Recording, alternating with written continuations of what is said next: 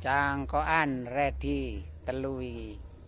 Siap tandur nang lahan liya. Iki lho jeruk dekopon iki bolo. Dekopon iki sakjane gedhe. Iki disambung nang jeruk cilik kalah jeruk cilik iku. Iku lho sambung ngono iku.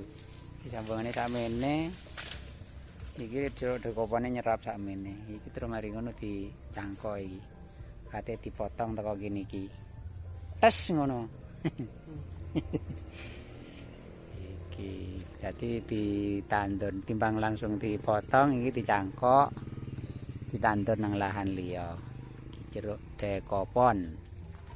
Jeruk teko Jepang.